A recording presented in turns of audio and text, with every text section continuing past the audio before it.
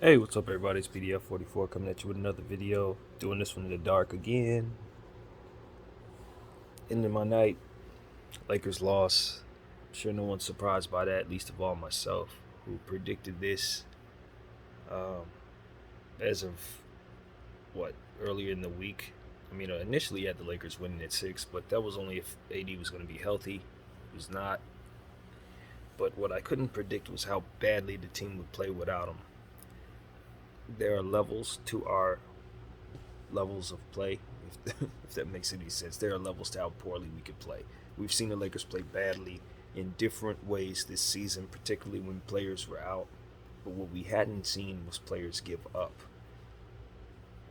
What we hadn't seen is a team implode.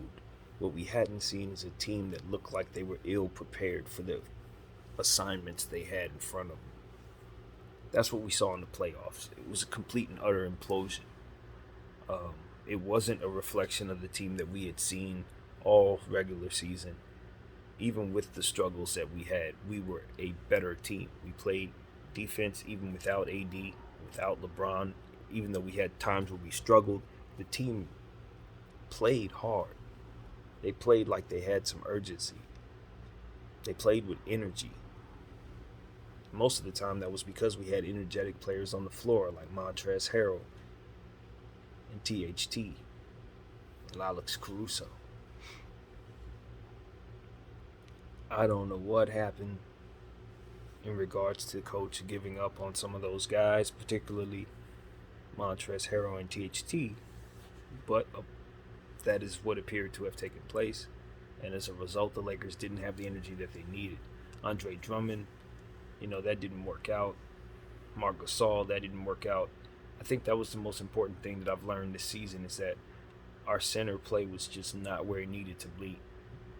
We had JaVale McGee and Dwight Howard, two athletic, bouncy guys who thought defense, prepared themselves physically for what they had in front of them, and who thought the game on the defensive side of the ball more so uh, with the intention of making sure that they make up for other people's mistakes. And we didn't have that out there this season.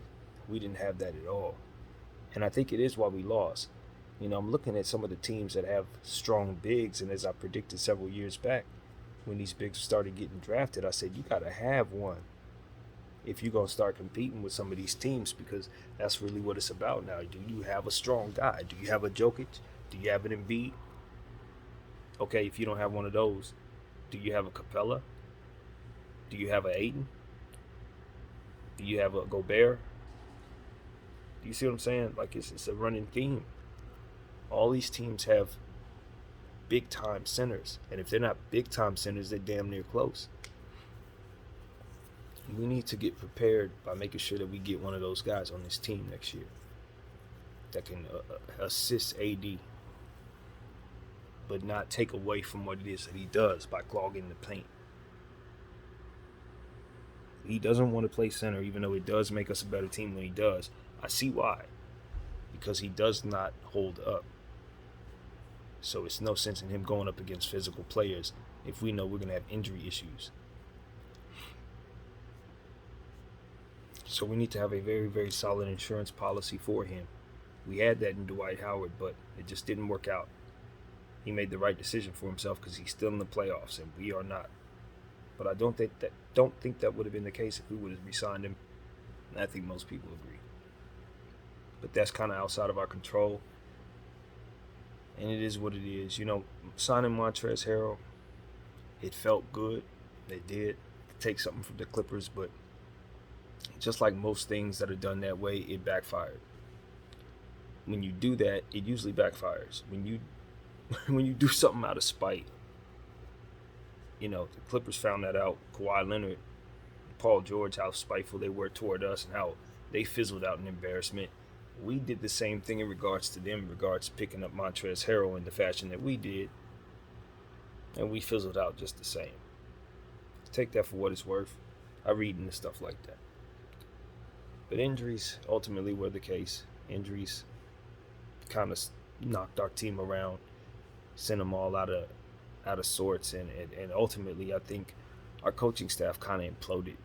down the stretch. I really do think Frank Vogel just kind of lost his edge um, with trying to just make adjustments that would work with this roster without AD. I think there were more creative things he could have did, but he just didn't have that in his arsenal. And that's why I'm ready to move on. I like him as a defensive coach, but he showed me what his limitations are.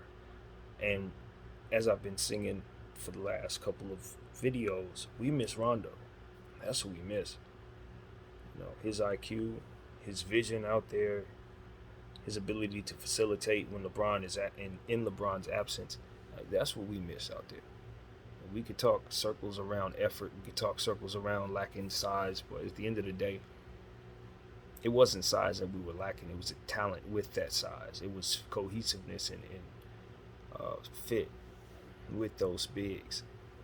Not to take away anything from Drummond and Marc Gasol, who are very talented players, but just not talented in ways that we needed them to be this season.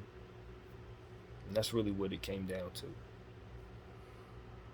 So we do have players that hold value.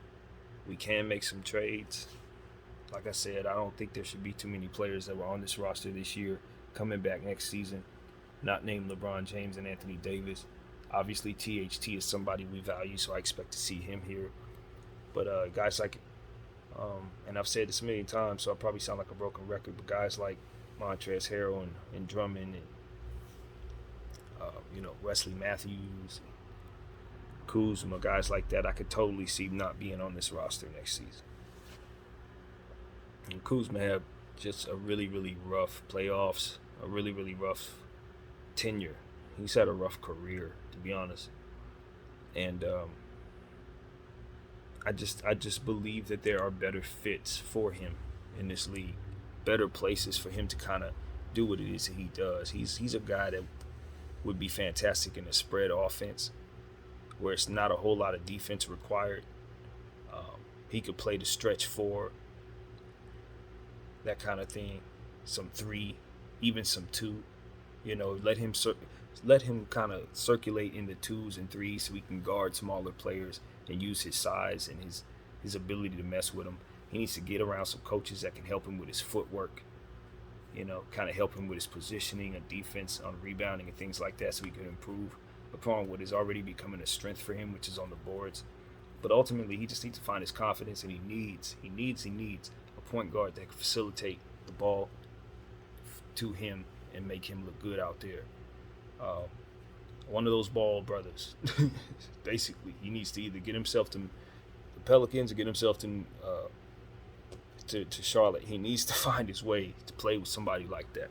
Phoenix, he would be great with Chris Paul. Like, Kyle Kuzma doesn't play well with LeBron James because the fact of the matter is LeBron James is a power forward, and Kyle Kuzma is to a degree. So it's like he needs to be playing with a small point guard. He needs somebody like that because it's not working. You know what I mean? He's in an offense where he's kind of asked to roam, and that's not a good fit for him. Utah would be a great place for him. That system where they launch threes a lot, he can get his rhythm there, set up, get in position to do what he does, kind of take guys off the dribble a little more of ability to spread the offense out than what we have here. Better shooters to keep defenses from collapsing in on him. That's the kind of stuff Kuzma needs. He don't need to be here. This is not a good fit for him. We got to find players that fit on this team, and that's the thing. AD and LeBron James is I don't know. I mean, to me, to be honest with you, it's not as easy as I thought to fit players around these guys. For one, LeBron James is aging. He does dominate the ball, even though he's a facilitator. It still starts in his hands. It ends in his hands. And, of course, he could play with, in theory, anybody, but that's not proving to be as true as we would like it to be. And we're just seeing it, It's obvious. Not everyone can play with LeBron James. That is the truth. But more people can play with him than not. So we need to find some guys who can. Shooting. Prioritize shooting. Get us a Tim Hardaway Jr., somebody like that, please. Can we get a real shooter on this team. Not somebody who's sometimey, but somebody who's known for hitting threes and hitting them consistently. Can we get like a Kelly Olynyk or somebody like that? Seriously, can we get somebody down here who can shoot the ball? That if we can't do that, we're gonna find ourselves in the same position next year. We need shooters, man. Period. And that's that. I mean, the Lakers have work to do. Rob Pelinka, I think, like he's a willer and dealer. He's the type of guy who's gonna make deals. If there's a big splash to make, we'll make it. This is the Lakers, so ruling out picking up a big time superstar is not smart. Don't be surprised if they do land somebody. A guy like Dame Lillard is frustrated. He just got bounced out of the playoffs again after doing legendary stuff. I'm sure, even though his sensibility and his pride won't let him do it, I know he's frustrated. Can't help but be. Steph Curry, same thing. Although I know Steph is set to make his contract extension, he's about to sign that. That doesn't mean much to me. I know people are like, oh, he's re-signing, he's coming back to Golden State. That don't mean nothing. That just means that he's going to be locked in for the contract that he's signing. That contract can be moved. And if he's unhappy, it can be moved immediately. Do not be surprised if something like that were to occur. And there are other options as well. Bradley Beal, he's so frustrated in Washington, it's not even funny. I know they had a nice little end to the season, but who's to say that Russell Westbrook's going to have a healthy year next year? I wouldn't want to play there. I wouldn't. Ended on a high note, baby. They made the playoffs. It was pretty.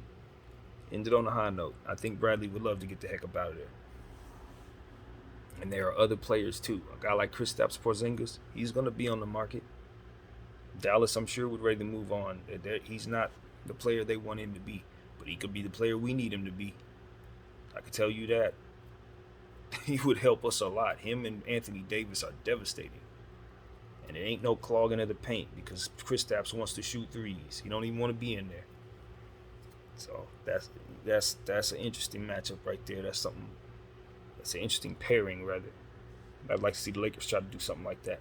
We need to do something, though, honestly. Because what we had out there this year, it appeared to be good, but it was only good if those two stars were healthy. We can't rely upon those two stars to stay healthy going forward. LeBron James too old, man. And Anthony Davis, we see what it is. We know what it is. When he's right, he's right. When he's not, we gotta have players out there who can hold their own when he's not. Simple as that. We gotta be able to make up for that somehow. And if we're not preparing for that, then we're fooling ourselves. It's that simple. We have an injury-prone superstar and an old guy superstar. If you can't adjust to that, they won't be winning anymore. Period. Name and mystique and history is not gonna get it done. They need help, and they need to be healthy. Period. So that's the cut and dry gist of it all. The Lakers have got to build properly around LeBron James and Anthony Davis, and they got to do it fast because the time is running out. And we're gonna look up and ain't gonna be no LeBron James. And you better have something on the back burner because Anthony Davis ain't gonna be able to do it by himself. He gonna need a facilitator. You better go try to get Luka. You're gonna need to do something like that, Lakers. Because I'm telling you, the window on this team, this ain't no 5 year, 6 year. We don't have like Phoenix.